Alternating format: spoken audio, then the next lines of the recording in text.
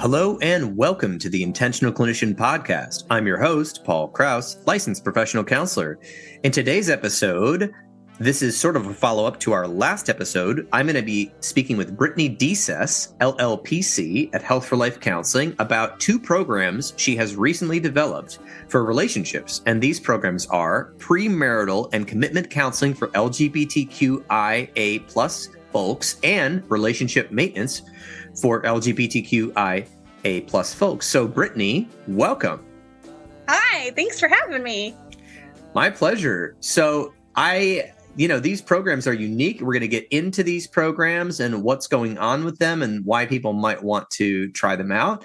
But before that, tell us a little bit about yourself and kind of how you got into developing these programs, but also just let's talk about you first. You in particular. Let's go. What's up with Brittani? Me, my favorite subject. As you stated, my name's Brittani and my pronouns are she, hers. I am a queer clinician who also identifies as cis and white. There we go. Why are words hard?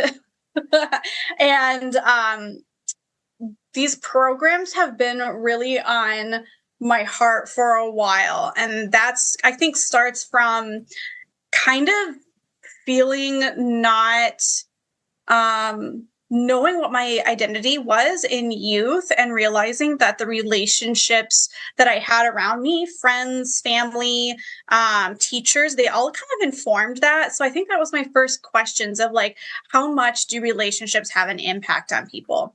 I went to Milwaukee, Wisconsin for my undergraduate in art therapy. And I still really utilize a lot of my creative arts in a lot of my practice with people. And it also made me question again the impact that we have with relationship to things, the metaphors that we have, the meanings that we bring, and a lot of the way we bring meaning and value to our lives and how we make them is through our relationships. And that kind of segued and led me into doing the program at Western Michigan University for counseling education with the emphasis of marriage, couples, and family. And man, the fire in my gut really got stroked on how impactful attachments, communication skills, relationships. And I also really started to realize that we really don't talk about sexuality and intimacy and gender identity and gender expression, even as part of the program. And I was all like, that is totally not cool. So coming out of that program and working with so many couples and relationship dynamics, I also heard a lot from our community here in Grand Rapids that there isn't very many clinicians that are actually affirming or actually LGBTQIA plus themselves. And a lot of people have had bad experiences with clinicians. And so I really started to take feedback from my queer clients about what they were looking for in relationship counseling and relationship programming.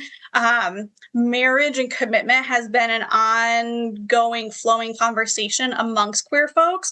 But I figured that there is a need out there to make some of those programs. And so I'm really excited to talk to you about them today.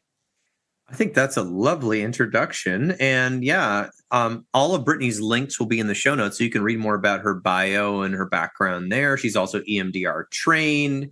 She is huge on learning about intersectionality of cultural identities and connections to peoples and places and environmental things as well. So I'm so glad that you have developed these programs.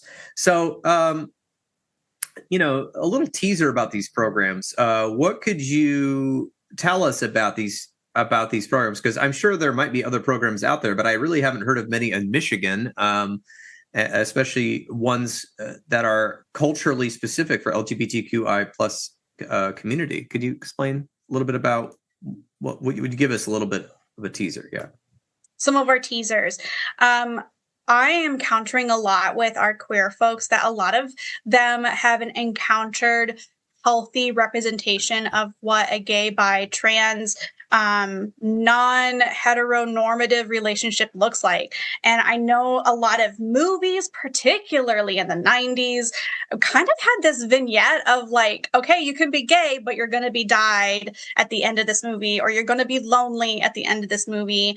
And because of that, there's not a lot of examples or ways to communicate about healthy queer relationships. And I think there's a lot of stereotypes that keeps coming up too. Some of the ones that I've heard in my counseling room is that like gay men are, they switch too fast and that they're always chasing tail, while lesbians are too fast to go into commitment. There's that like stereotype of like you go on a first date and you're getting a U-Haul. But again, it's these like jokes and stereotypes that are the LGBTQIA plus folks are constantly fighting again. There's this pressure to, I think, for the queer community to get married, to prove, quote unquote, that their love, that their commitments, that their relationships are important and are sacred. And I think that unfortunately, even some of our cities across the United States, if not here in Michigan, kind of go from those biases as well. And so I really wanted to create a space for our queer folks to be able to healthily examine their relationship and to improve upon it. Yeah, absolutely. And I think relationships are so pivotal to every community, and having healthy relationships is something that can help your mental health, your physical health, your emotional health. All the studies are saying that. But oftentimes people are aware of, judgments in their communities. And so they'll just work on their outside appearance, how I look, how I dress, maybe my stature, maybe my status at work or my profile online. But inside, people are feeling turmoil and chaos. Mm-hmm. And, that's why a lot of people go to individual counseling. But who you're with or who you're wanting to be with is so important to your health. Some facts that I was looking up here. We'll have some of these posted on the show notes as well in the blog. Was a 2017 study on Gottman method couples therapy with 106 gay and lesbian couples further revealed the efficacy of couples counseling in the LGBTQIA plus community. The findings show significant improvements in relationship satisfaction for both the male and female couples after just 11 sessions of therapy. In 2019, system review of the psychotherapeutic interventions for same-sex couples, like the relationship education model and the Gottman method couples therapy, which are used in relationship counseling, can lead to outcomes such as high satisfaction and improvements in health-related behaviors, relationship enhancement, and substance use issues. And I can't even say these names but Kusteni and Anagopoulos 2019. I'm sorry, whoever wrote that study. There's a couple studies there, and so it's so important just for your own health and the health of the relationship. But as you said, a lot of folks in these communities are sort of fighting stereotypes. They're not really sure where they belong. Do they have good examples of a healthy relationship? So let's do a little mini orientation. So why create these two programs? And the two programs, again, are premarital and commitment counseling. Not saying you have to get married for LGBTQIA plus, and of course, relationship maintenance for maybe couples that have been together for a while. Why create this, Brittani?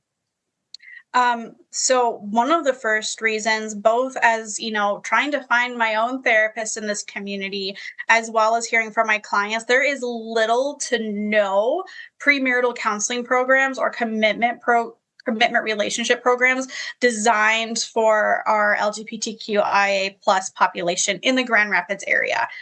So there's tons of couples programs. There's a lot of premarital programs that are particularly tied to faith-based institutions, but a lot of queer folks didn't feel welcomed in those places. And there's also only a handful of therapists or group practices that are trauma-informed and affirming for LGBTQIA plus folks, with the intersectional identities that our queer folks have had and how our history has been laid on the backs of people of color in our queer community, and the trauma and the microaggressions that come with that. I would say, at least in Michigan particularly, there isn't a lot of people that really are affirming and knowledgeable in those things, and they're not ready to confront their implicit biases on those things. And I wanted to provide representation that queer couples and those who may be partnered with someone that may not be straight are also deserving of the same services. There's a lot of this rhetoric that because they're maybe the stereotype is they're not committed or they're living in sin, that these programs aren't meant for them. And I think that's a bunch of hooey.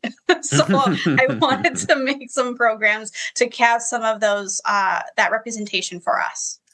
Yeah, absolutely. And I think, it's a long time coming that we treated people in the LGBTQIA plus community as regular people instead of focusing on how whatever our opinion is about their personal preferences and sex life and relationship preferences. So I'm very I think it's very important because the people in this community are going through their own struggles and in fact usually marginalized in many ways. So thus not only having the regular relationship struggles that a couple might have, but also feeling, ostracized possibly in their own community, in the community they live in. So there's a lot of barriers and things that need to be addressed as well. Would you say that sounds okay from my perspective there? I think so. I think that you are probably one of the only few, I would say, cishet straight men that are really trying to get it and understand. And when you make a mistake, you're not afraid to have those conversations. And so I think what you said there was right on the money. Yeah, and I appreciate that. I think that the thing is that as a person who's has a privilege of not being marginalized in many ways other than maybe my height or something or my skill level. I wasn't marginalized for my gender or, my sexuality. I find it important to fight against bigotry and annoying people that are just making this some sort of personal, quest. I'm just like, mind your own business. If nobody's bothering you, like, why are you in their business? And also for me, I think I always had friends back in the early 2000s, it was called the gay community, but the LGBTQIA+, I always had friends in that community. And I found those friends were very helpful to me. And I just didn't know much about the community. And that was what I wanted to do, was learn. And so I think to be an ally, there's a lot to be said on that. That's a whole nother podcast. But honestly, the first step is just being open to those relationships and looking at what messaging maybe you are brought up with. I was brought up with decently negative messaging about anyone who wasn't heterosexual due to religion, which is another whole problem that you can hear my podcast on that. But also in my early 20s, I gained a mentor who had been in a same-sex relationship at that point, but for 25 years when I met him and his partner, and they were very helpful to me on my journey. And that actually helped me learn even more about the community. And I think I want to empower and protect people in that community, but also I want to give permission to all the straight people out there, I guess straight, whatever you want to say, hetero people out there to learn to, bridge the gap. If you make a friend, this is a learning experience, and really learning and being open is the first step to being an ally. There's many more steps if you want to get involved and help fight for rights and equal treatment and all of that. But really it starts with the relationship and the openness. So I appreciate your comments on that. And I just wanted to kind of put that in there as I get various listeners to this podcast. So any comments there?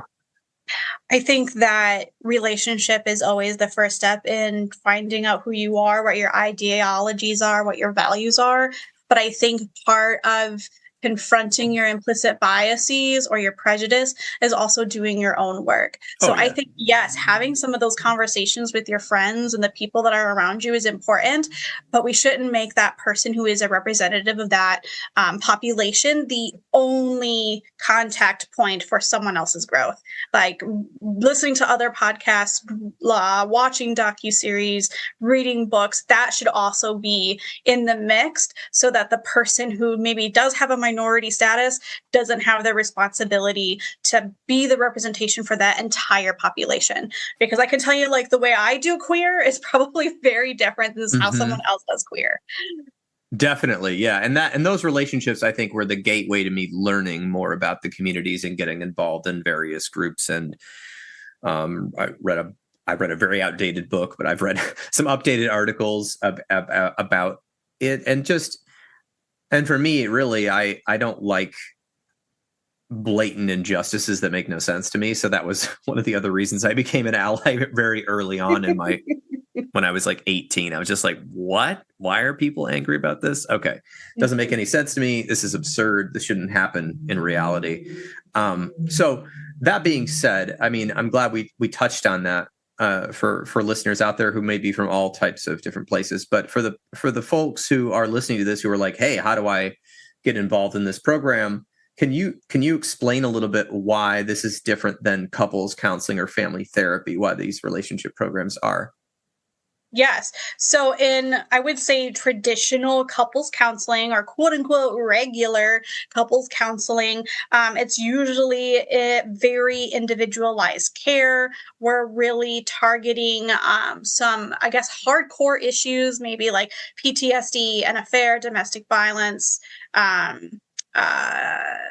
depression, anxiety, things like that, where this premarital and commitment program, as well as the relationship program, is kind of shrunken down and put into 8 to 12 sessions. And so no matter what program you're going to be utilizing, even if you were to do quote unquote regular couples therapy, you would be getting 6 skills. And then when we be from that point on, from session 7 onward, we would be learning some other different types of things. So we'll be learning things like what does lid flipping, aka fight, flight, freeze, friend, look like in relationships? What does coping skills and co-regulation look like instead of codependency? We'll be learning the communication skills. We'll be learning a little bit more about emotional literacy beyond I feel blank because blank. But some of the things that are directed towards our LGBTQIA plus folks are things like maybe navigating gender roles, implicit biases, social norms, coming out, family dynamics, microaggressions, sex, intimacy, boundaries. What does finances or parenting, religion, politics, all of that kind of go? We wouldn't be able to necessarily hit all of those topics, but in our 8 to 12 programming, but that's where it's really different, is we're targeting certain themes, we're targeting various skills to kind of create a proactive approach instead of a reactive approach, which I guess is what I see most in our traditional couples counseling. Yeah, and I want to hit on something because I want to talk really soon about the materials you're drawing on and all the research and why these programs can really be positive for people. But I want to really differentiate here for the clinicians listening and the people out there that are just interested. Why couples therapy traditionally is not covered by health insurance, which a lot of people don't realize that and might even actually try to get it, is that health insurance, you can do family therapy, right? Mm-hmm. Because that is based on a problem or a diagnosis.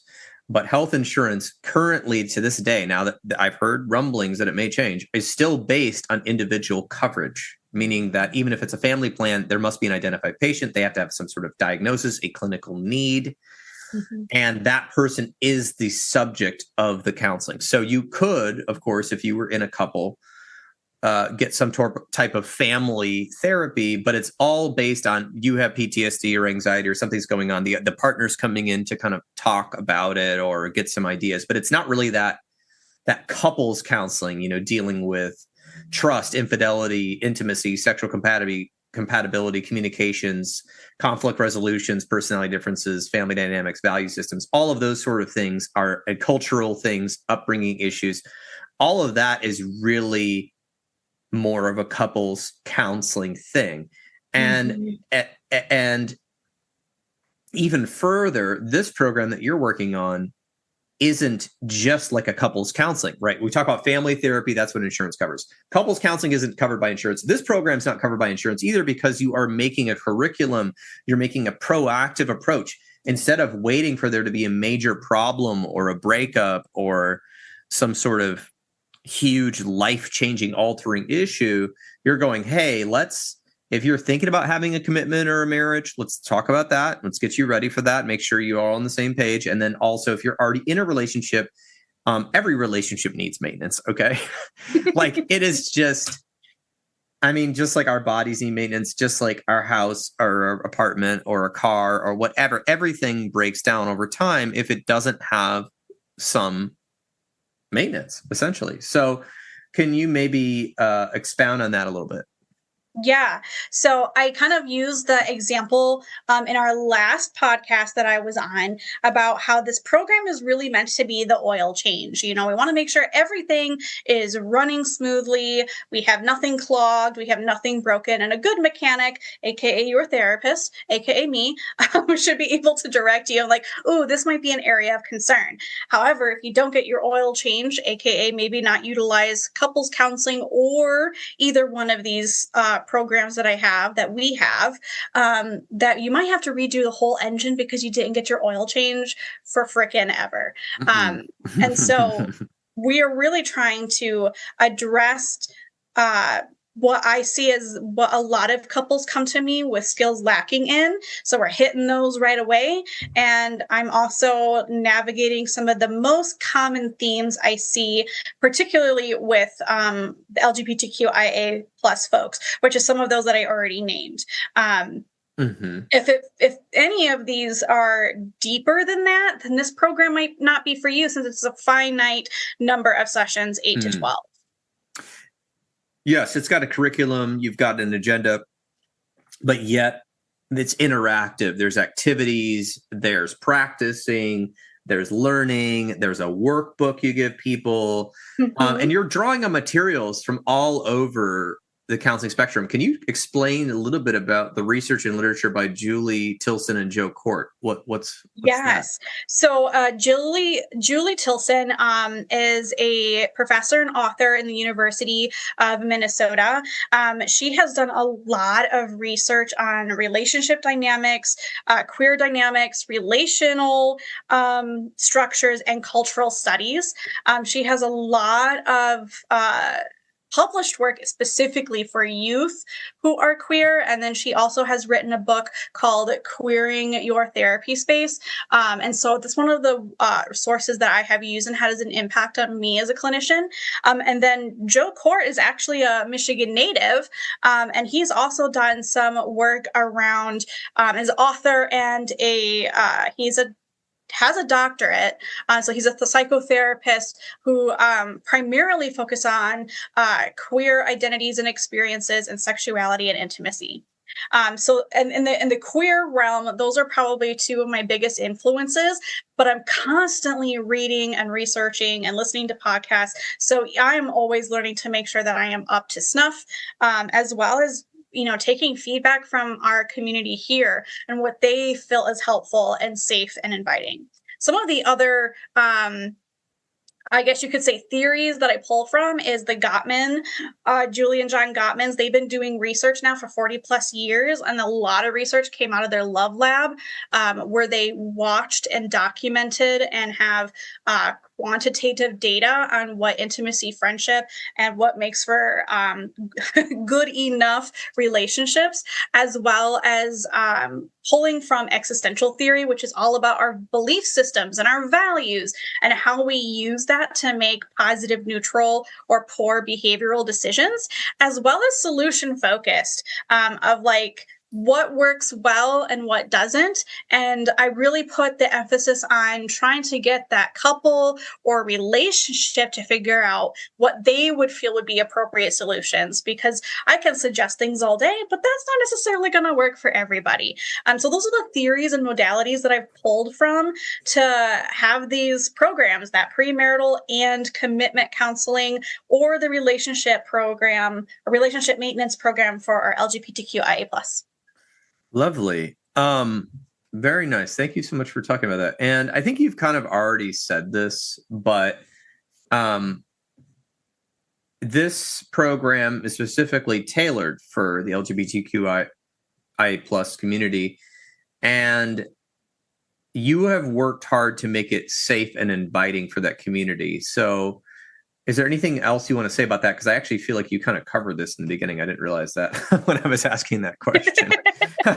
You kind of led with that. That's been your focus, is to make sure it's safe and inclusive. Is there anything, more to say about that? I'm not sure. I don't think I have too much more to say on that, other than, to reiterate, I took feedback from our queer folks in at least our Kent County, Grand Rapids area about what they wanted in a therapist, but what they wanted to see in a counseling program. I also, marriage and or levels of commitment has a variety of thoughts, feelings, opinions, depending on who you're talking to and what identifiers that person has. Marriage and commitment are a sticky subject. And so trying to represent both ends of that is a way I'm trying to keep this program safe and inviting, that not everyone wants marriage, and that there are those out there who have been fighting for the right of marriage. And so really honoring everyone's individual journey in that, I felt was really important. And as always, that trauma-informed lens of really paying attention to those intersecting identities, those inequalities, the stigma, the prejudice in our history has been so important. Not that, it's more important than anybody else, but I think it's a history often forgotten. Yes, thank you for saying all that. Just to kind of, I feel like you're really explaining this quite well. But I want to hear a little story. I know that you changed the names of this couple, yes. But maybe you could tell us a little story about, maybe something that inspired this program. Yes, I love to tell you. Yes, names have been changed. But as we were kind of note-taking and stuff, Paul, I was thinking about Mary and Becca. They were a couple in their 20s, and they met through friends who were often going dancing and going to drag shows and drag bingo. Like, they were a very extroverted couple. Like, if you saw them, you saw them with people. They really hit it off and decided to move in together after about 6 months of dating. And they realized almost every time they were together, before that point, they were with friends. So when they moved in together, they were kind of like, oh, now what do we do? Because we've never actually been with each other alone before. Becca described their chemistry as hot shit, but found themselves often fighting. But I think that was, in Becca's eyes, part of like the charisma and the charm and the chemistry. Mary describes that although they were, she really didn't like the fighting, but the making up part was great. So you catch my drift there. She realized, though, that their dynamic of these really passionate moments, whether it was fighting or otherwise, wasn't going to make a lasting, committed relationship, and they needed to find another way to resolve their conflicts. So they found many of the skills to be really useful. Some of them, like the Gottman communication method and emotional literacy. But the one that really stuck for them was that assumption checking. Paying attention to the story they tell themselves and making an assumption about their partner or about the behavior, which is a skill we kind of go in like session 5, session 6. And by the end of the program, they were both joking, but they were also very wonderfully communicating and, doing those assumption checks instead of being buttholes to their partners in their brains. Yes, I love that. I love assumption checking skills. I can't emphasize enough if a couple hasn't learned that skill. It is so amazing how close you can get if you work on both checking your assumptions about what the other person meant or what they're, meaning to do or whatever weird thing you've got going on in your mind. We're almost always wrong. And that's why it's important to learn that skill, which I can't go into the skill right now because that'd be a whole nother podcast. But well, you can always invite me back, Paul. Of course. Yes, absolutely. To go over it. But so when I learned that skill, my relationship improved greatly when I was in my 20s. So yeah, I would actually have you do all the skills, but then, we need I feel like you can get information from a podcast, right? But you can't get you can't really apply the information, right? It's kind of like, I'm hungry, so I'm going to go to that grocery store that gives you all the free samples of pretzels and cheese and fruit, and I'm going to walk around a bunch, but it's not really like filling me up. It's not a real full meal. So I think you haven't bought the pretzels and the cheese and the meats for later. Correct. You don't know how to warm them up and to make them. And everyone's on their own journey. So, I mean, sometimes couples, they need to just do the cheapest option available. They just grab a book from the store, right? There's books on relationships that are great all over the stores right now, or listen to a podcast or watch a documentary. But I do think for the couples that are really ready to make a significant change, the best part about your program is that it's time limited and you have all these different options because it's about you empowering and enhancing their skills and their love so that they can go out and just have a lot of fun. And so then, and also avoiding these sort of like massive disputes that people kind of like hold in their feelings and then they don't really, finally comes out, and there's some issue.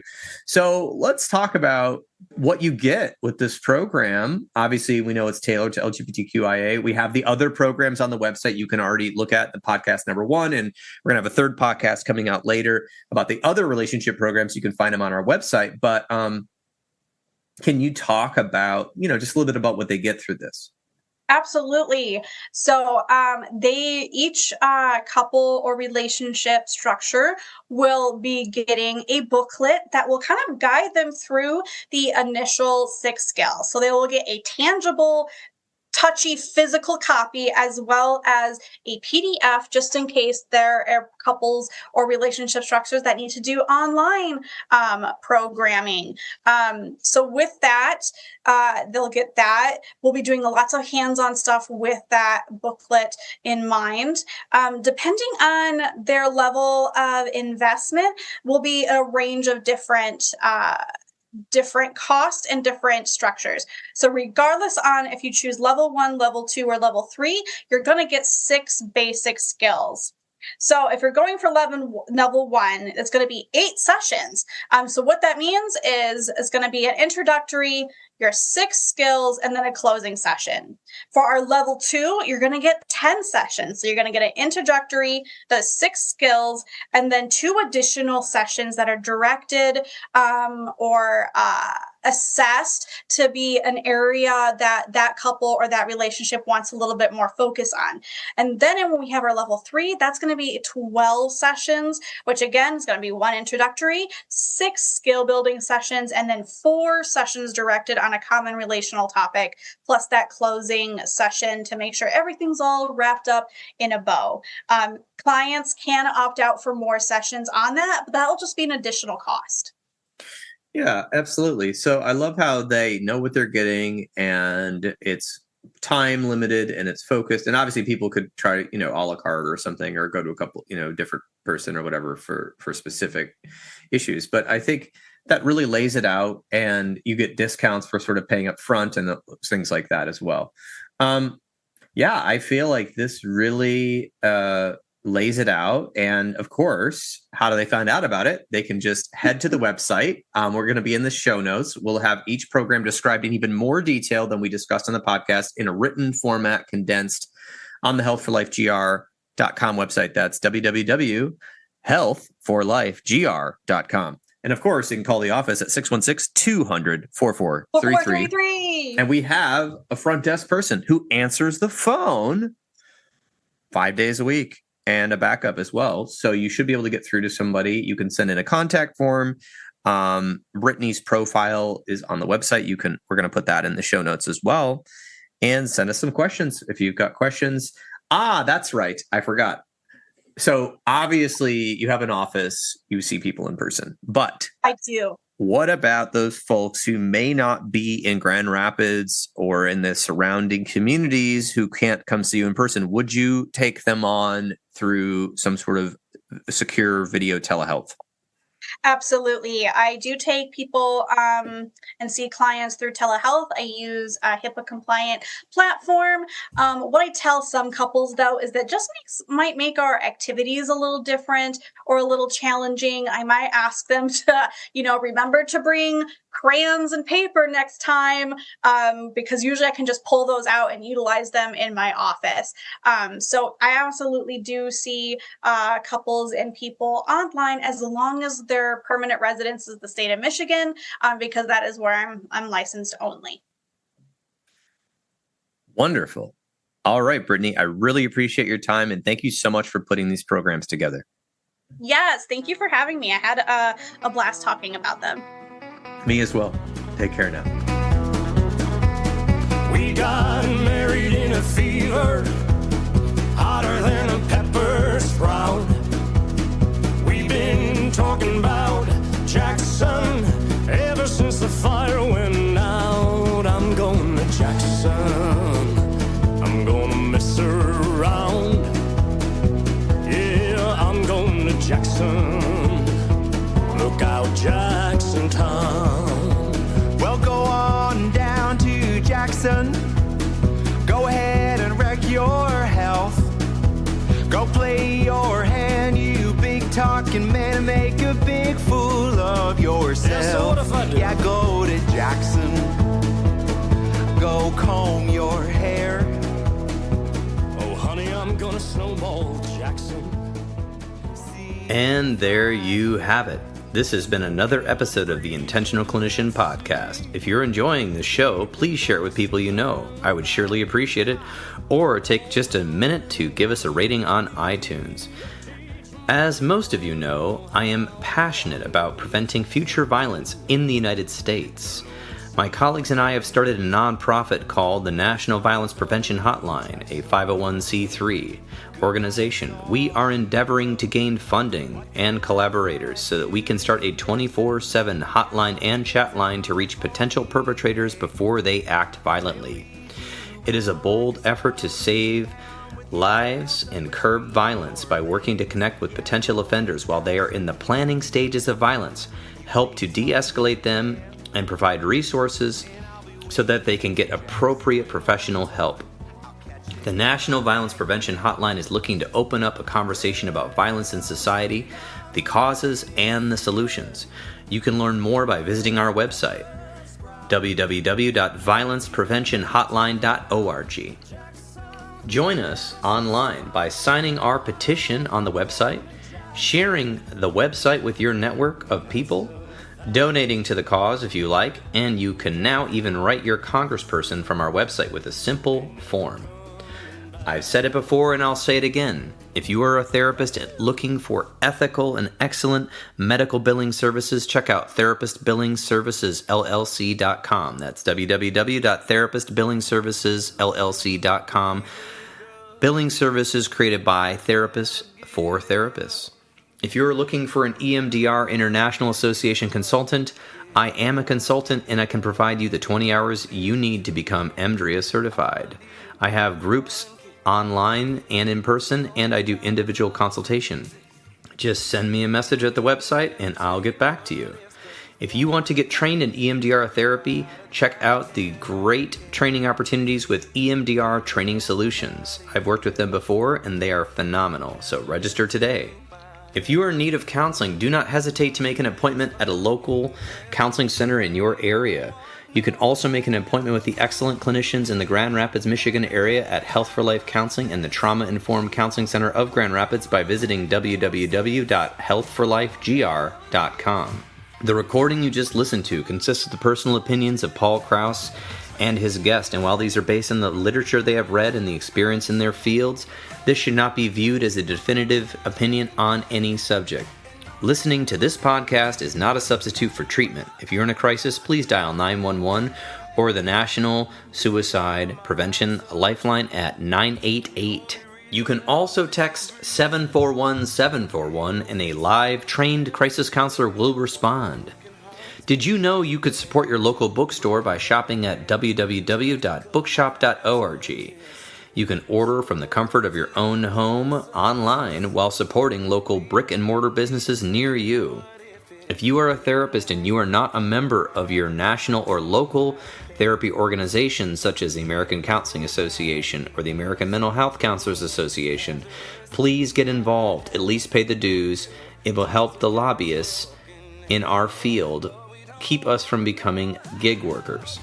And of course, there's the bonus of increasing mental health education around the United States and helping people understand what counseling is and promoting best practices within our profession.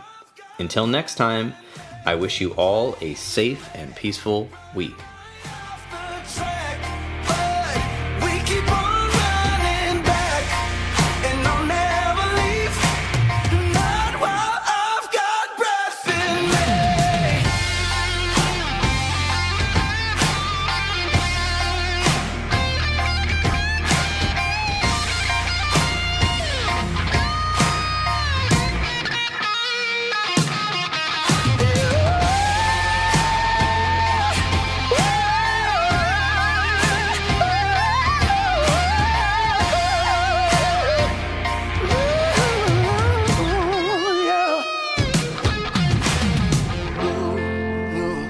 That they made love like this.